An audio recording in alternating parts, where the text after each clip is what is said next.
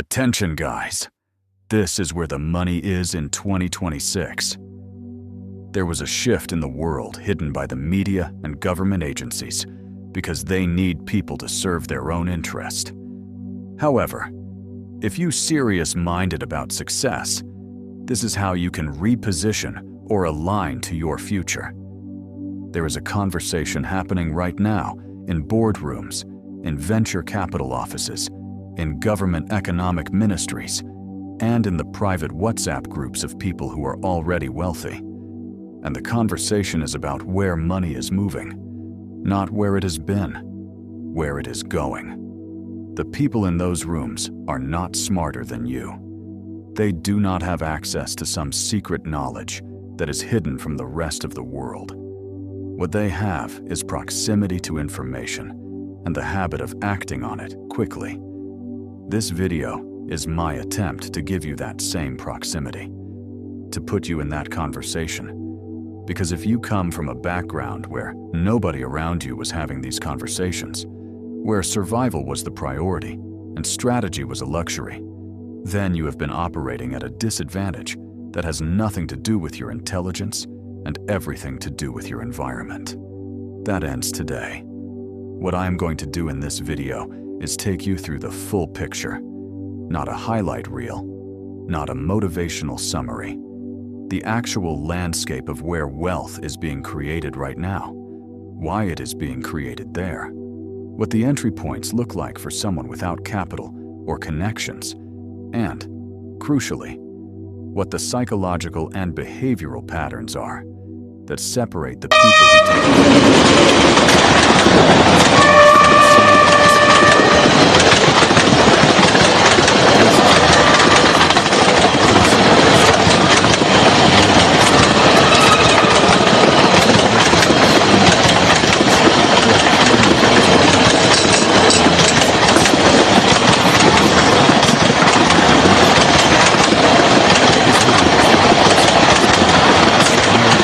ready to be informed.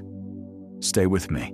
Let us start with the big picture, because without it, everything else is just tips floating in a vacuum. We are living through the third major economic restructuring of the modern era.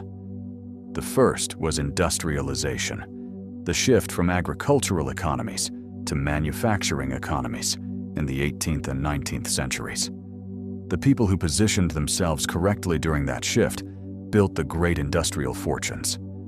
The second was the digital revolution, the shift from physical commerce and communication to internet-based systems in the late 20th century. The people who positioned correctly during that shift built the fortunes we associate with Silicon Valley, with e-commerce, with the early social media economy. The third restructuring is happening right now, and it is driven by three converging forces: artificial intelligence, the globalization of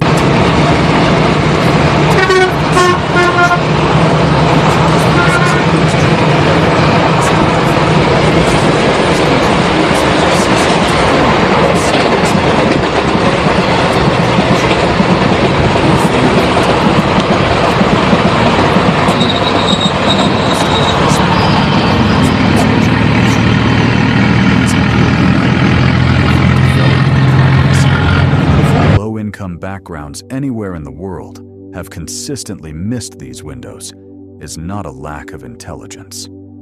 Study after study confirms that raw intelligence is evenly distributed across the global population. Talent does not care about geography.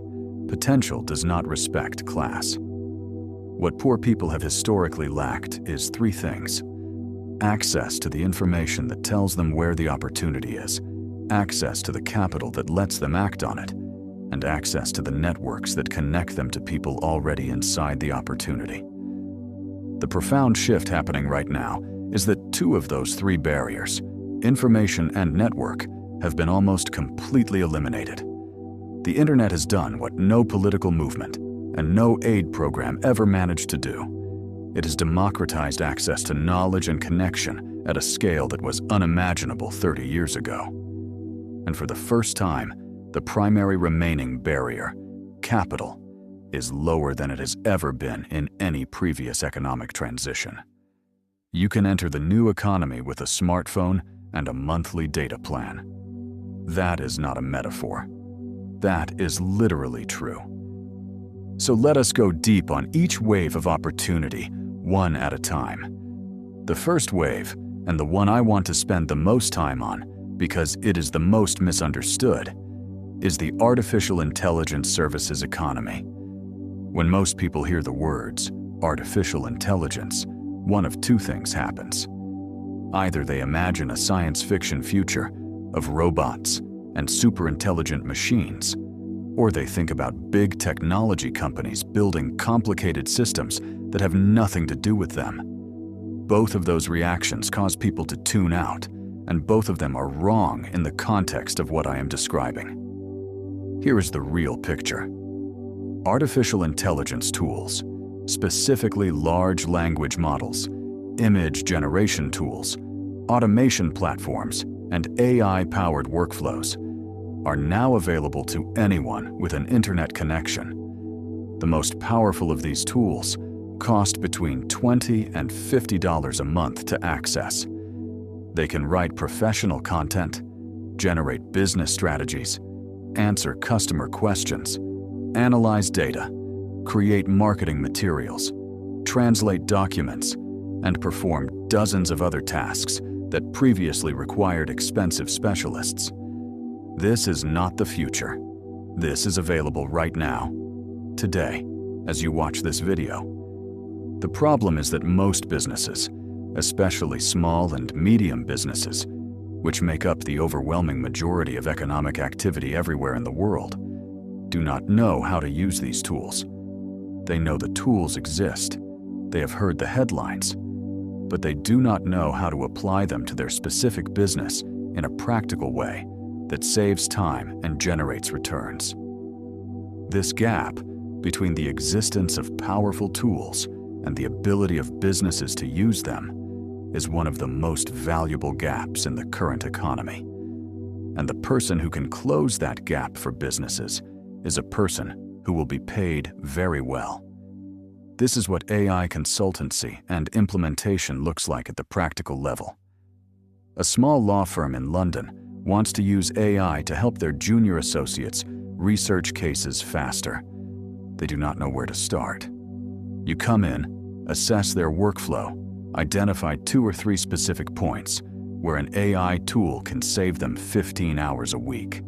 Set up the tools, train their team to use them, and charge a setup fee plus a monthly retainer. A restaurant chain in Nairobi wants to automate their customer complaint handling so they do not have to pay someone to sit and respond to WhatsApp messages all day. You build them a simple AI-powered response system, test it, hand it over, and charge accordingly. A personal finance content creator in Lagos is producing 3 videos a week, but drowning in the research and scripting process. You come in as their AI-powered research and scripting assistant, using tools to produce structured content outlines in a fraction of the time it would take manually, and you charge a monthly fee for the service. None of these examples require you to be a software engineer. None of them require you to build AI from scratch. What they require is the ability to understand a business problem, match it to the right existing tool, implement that tool, and communicate the outcome clearly. These are skills you can develop, and the market for them is enormous and growing.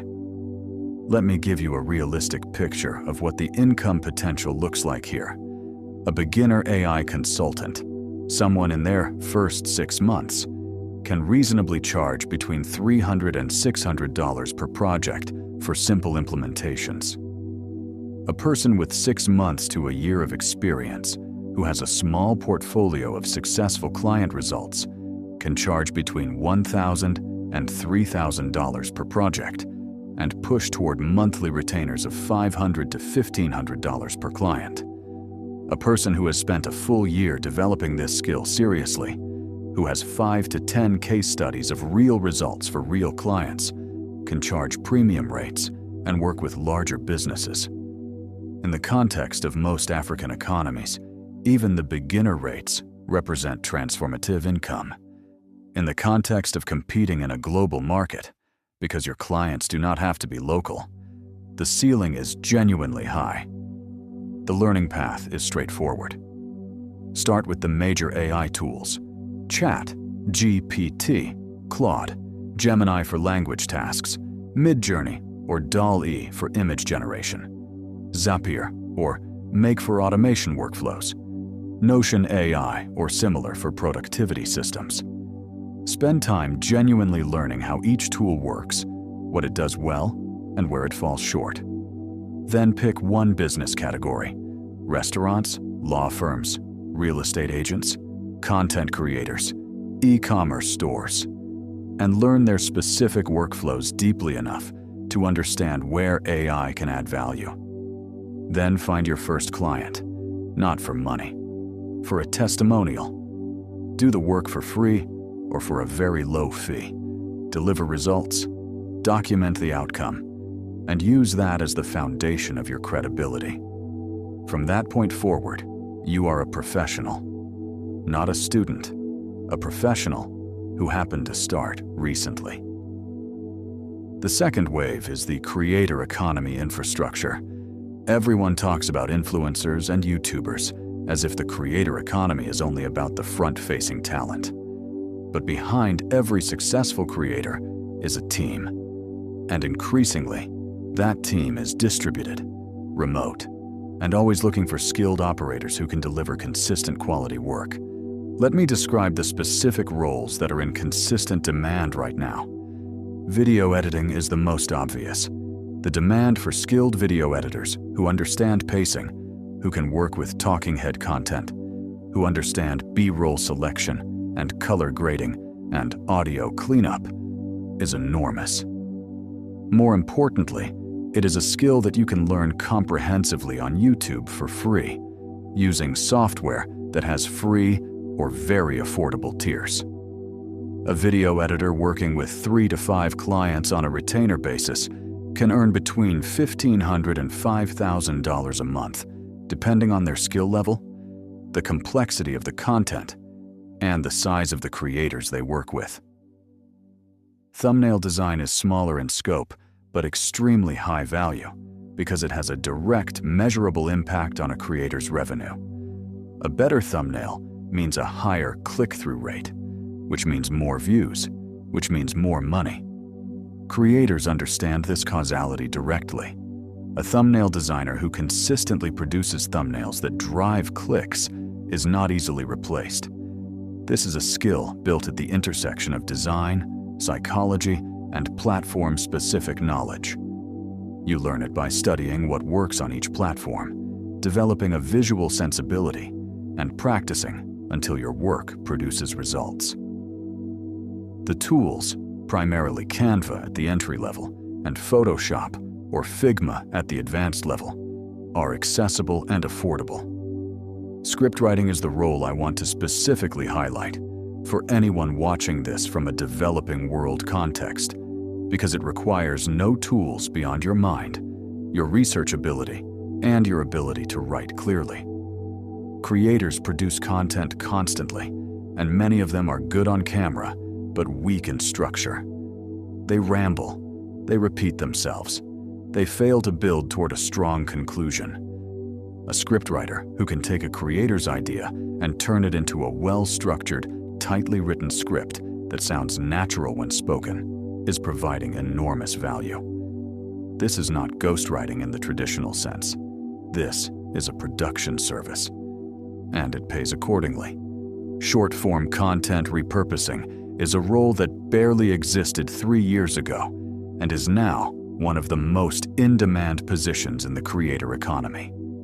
Platforms like TikTok, Instagram Reels, and YouTube Shorts are consuming content at a rate that most long-form creators cannot keep up with on their own. The service is simple. Take their existing long-form content, identify the highest value moments, clip them, format them for short-form platforms, write the captions, and deliver them ready to post. A single hour-long YouTube video can yield 8 to 12 short-form clips. A creator posting daily on short-form platforms is posting 365 pieces of content a year. Most of them cannot do that alone. Someone who does this reliably, who understands what makes a clip stop the scroll, and who delivers consistently, is invaluable. Channel management, SEO optimization for video, community management, research assistance. All of these are roles that exist within the creator economy infrastructure, and all of them can be performed remotely from anywhere with a reliable internet connection. The third wave is product-based businesses, specifically white-label physical and digital products. I want to start with a fact that surprises people when they first hear it. The global health and wellness market, which includes supplements, vitamins, functional foods, fitness products, and wellness accessories, is currently valued at over $5 trillion globally, and it is growing. That is not a typo. $5 trillion. And within that market, the supplement segment alone, vitamins, minerals, protein powders, herbal extracts, sleep support, energy products, immune support, is projected to exceed $300 billion within the next few years. Here is what is relevant for you. The infrastructure to participate in this market, as a brand owner, not just a consumer, has been made accessible to almost anyone. White label manufacturing means that factories already producing high-quality supplement products will put your brand name and your label on their products in minimum order quantities that are far lower than most people assume. You do not need to develop a formula from scratch. You do not need a laboratory. You do not need millions in startup capital. What you need is a clear brand identity, a well-defined target customer, a solid product selection strategy, a regulatory registration where applicable, and access to a selling platform. Amazon FBA, Fulfillment by Amazon, is the most accessible version of this for a global audience. You send your branded products to Amazon's warehouse. Amazon handles storage, shipping, customer service, and returns. You focus on your product selection, your listing optimization, and your marketing. The barriers to entry are a product that meets platform standards, a compliant label, and startup inventory, which for a simple supplement product can begin at a few $1,000s if approached strategically. The critical success factors in this space are not complicated, but they are demanding. You need to choose a product category with real demand, but not saturated with large established brands. You need to understand your target customer deeply enough to write product descriptions and create imagery that speaks directly to their specific concern. You need to manage your review generation process carefully, because social proof is the primary conversion mechanism on Amazon. And you need to understand your unit economics, the cost of your product, the cost of shipping, the Amazon fees, the advertising spend, well enough to price profitably. This is a business that takes 6 to 12 months to build to meaningful revenue. It is not a get-rich-quick strategy. It is a build-a-real-asset strategy. And for someone with a serious mindset and the willingness to learn systematically, it is one of the most reliable paths to building a product-based income stream that does not depend on a single client relationship or a single employer's decision. Digital products follow a similar logic, but with different economics. An ebook, an online course, a template pack, a digital framework, these are products with a manufacturing cost of essentially zero once created. They can be sold infinitely without restocking. They do not require shipping or warehousing. And they can be created by anyone who has real knowledge or skill in an area that other people want to learn. If you have spent 3 years figuring out how to grow a business in a difficult market, that knowledge is a product. If you know how to navigate a specific bureaucratic process, prepare for a specific professional exam, build a specific type of content, or solve a specific type of problem, that is a product. The challenge with digital products is not creation. It is distribution and discoverability. But that is a challenge that can be solved with the right marketing approach and the right platform strategy. The fourth wave is cross-border service arbitrage, and this is the one that I believe is the single most underutilized opportunity for serious-minded people from developing economies. Here is the economic logic stated plainly. A skilled writer in the United States charges between $50 and $200 per hour for professional content services. A skilled writer in Ghana with equivalent ability can deliver the same quality of work for $10 to $25 per hour and still earn income that is exceptional by local standards. The quality of the work is the same.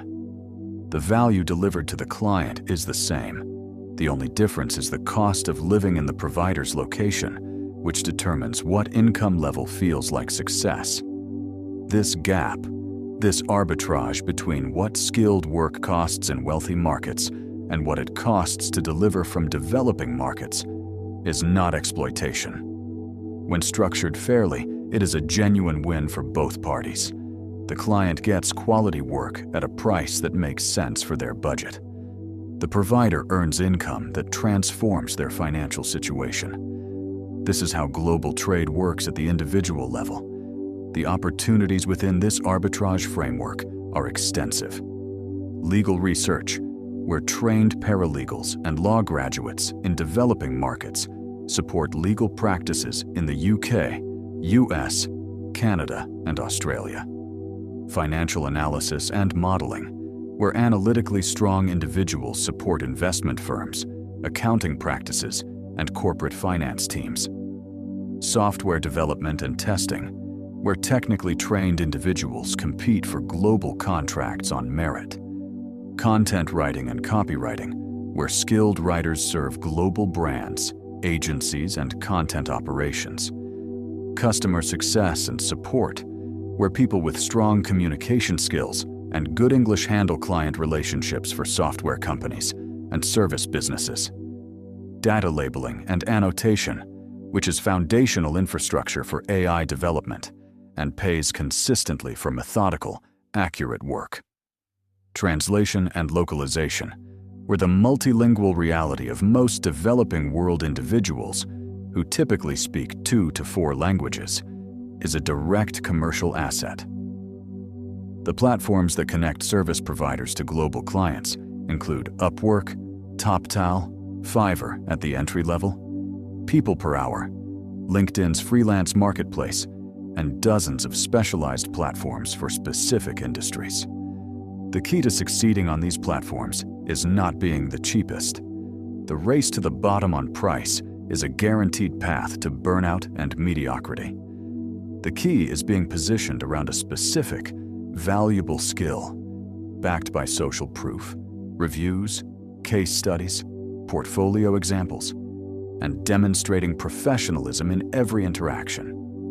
Respond promptly, communicate clearly, deliver before the deadline. These behaviors, which sound basic, are genuinely rare enough on these platforms that they constitute a competitive advantage.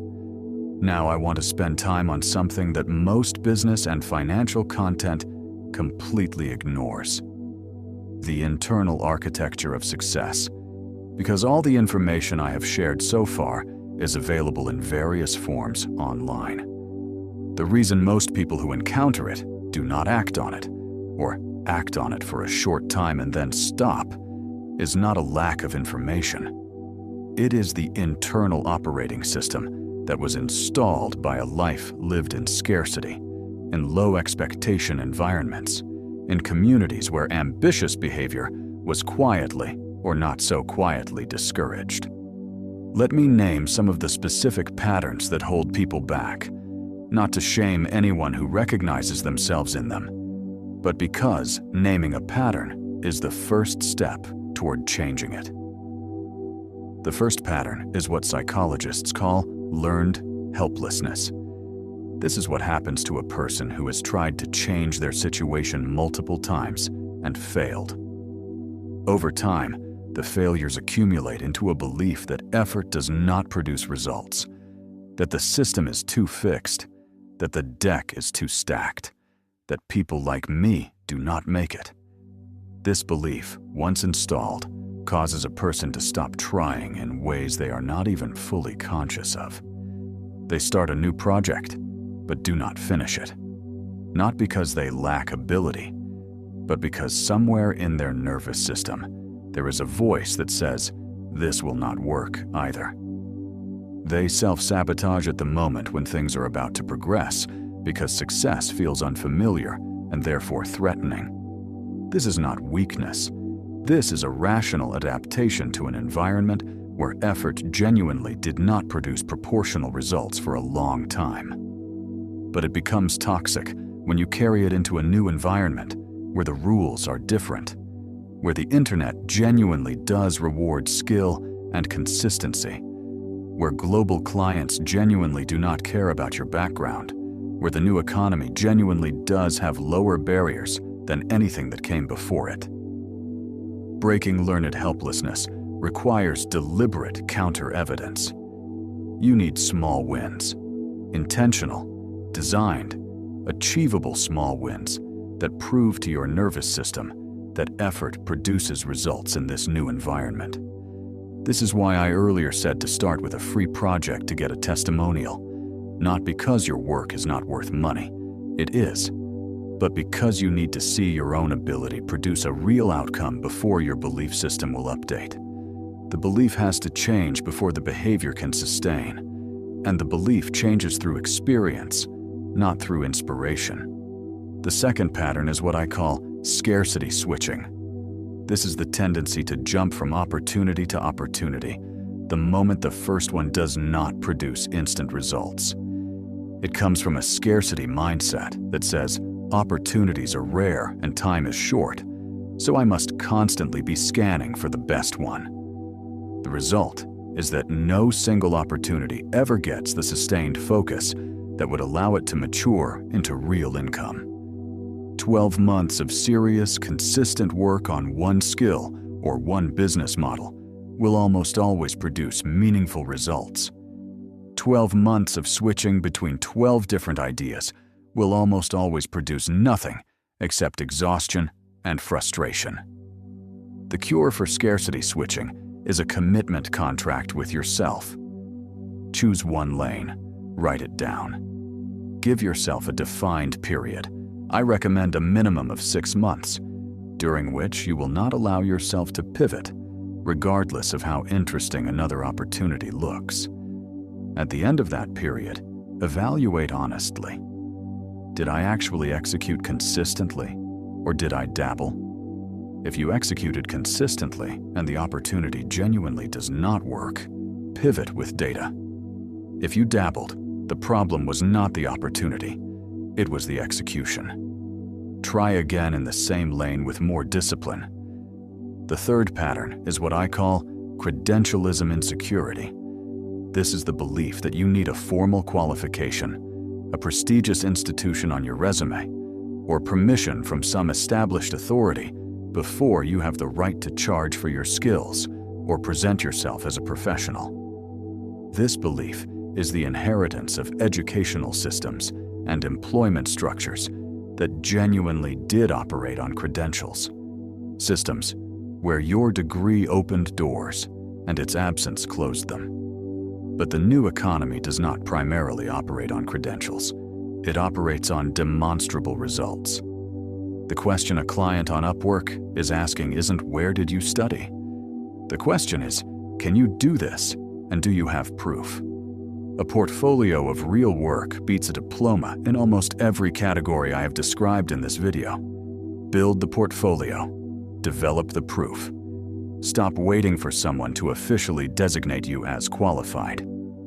The fourth pattern is the social cost of ambition. This is less discussed, but for many people from developing world contexts, it is one of the most real and painful barriers. When you begin to move differently from the people around you, when you stop spending your evenings the way everyone else does, when you start investing time in skills that your peers do not understand. When you begin to earn money in ways that are unfamiliar to your community, you often face a social cost. Subtle pressure, skepticism, jokes at your expense. Occasionally, active attempts to pull you back to the group norm. This is a documented social phenomenon. Groups maintain norms. People who deviate from norms face correction. It is not personal. It is the group's immune system doing what immune systems do. But if you let it stop you, you will sacrifice your future on the altar of present social comfort. The people who have built themselves out of difficult circumstances, and there are millions of them, from every country and every background, almost universally describe a period where they had to tolerate social friction in order to move forward. They did not stop loving their family and community. They did not become cold or detached or superior. They simply decided that their future was worth more than the temporary discomfort of being misunderstood. If you are facing this right now, I want you to know that the friction is not a sign that you are doing something wrong. In many cases, it is a sign that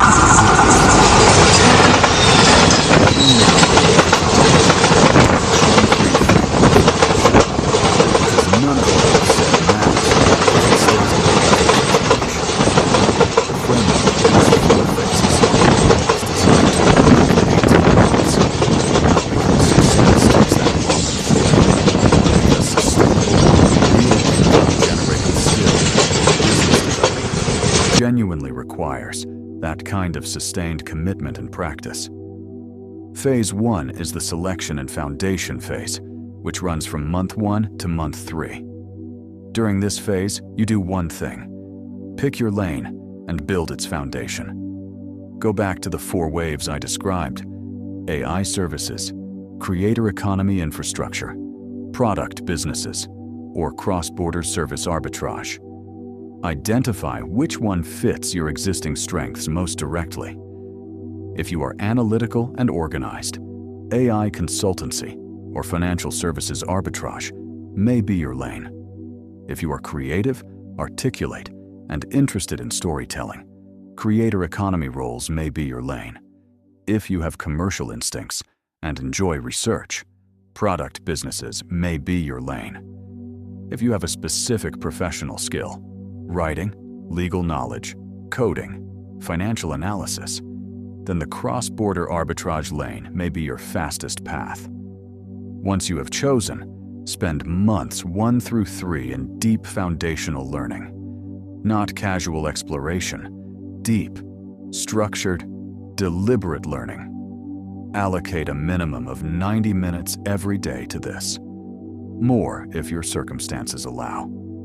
The goal by the end of month 3 is to have enough knowledge to take on a first client or launch a first version of your product. Not a polished, fully developed version.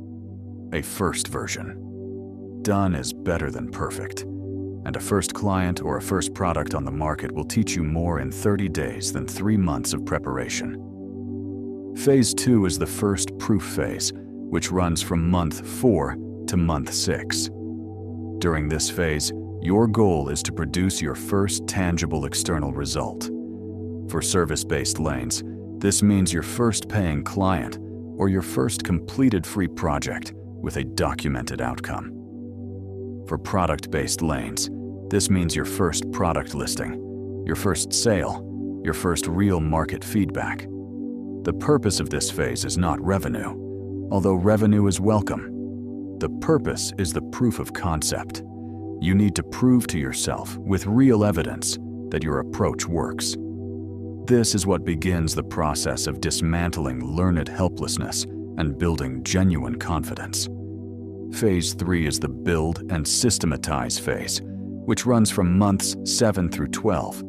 This is where you take what you learned in phase 2 and turn it into a repeatable system. For service businesses, this means developing a clear offer, a client acquisition process, a delivery process, and a pricing structure that reflects growing competence. For product businesses, This means refining your product based on market feedback, optimizing your listing, developing your marketing approach, and planning your next product. This phase is less exciting than the early phases because it is less about discovery and more about repetition. But it is where businesses actually get built. Repetition with feedback and refinement is how a skill becomes expertise and how a startup becomes a business.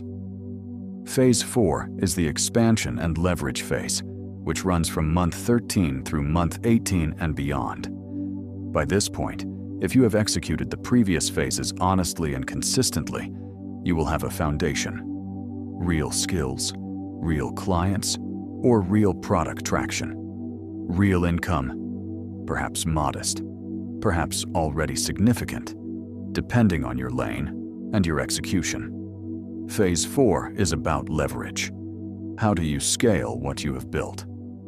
For service businesses, leverage might mean building a small team, productizing your service into a fixed scope offer, or raising your prices as your reputation grows. For product businesses, leverage might mean expanding your product range, building your brand presence, or entering new markets. The specific strategies depend on the lane you are in, but the principle is the same. Stop trading purely time for money and start building systems that generate value without requiring your constant direct input. I want to close this video with something that I think is more important than any of the tactical information I have shared. The economic moment we are living through is genuinely extraordinary. Not because everything is easy, it is not. Not because the playing field is perfectly level, it never is. But because the barriers that have historically kept people from poor backgrounds locked out of wealth creation have never been lower than they are right now. The combination of accessible technology, global markets, and the democratization of information means that the distance between where you are and where you could be is shorter today than at any previous point in economic history. But that distance still requires you to walk it. No amount of opportunity closes itself. No amount of available information acts on itself. The only variable that has always determined whether someone moves from where they are to where they want to be is the quality of their decision-making and the consistency of their action over time. You are watching this video because something in you is serious about your future. That seriousness is not nothing. It is actually rare. Most people are not serious. They are hopeful and intermittently motivated and occasionally inspired, but they are not serious. Serious means you are willing to do the work when the motivation is faded. Serious means you choose the long-term result over the short-term comfort on days when that choice is genuinely hard.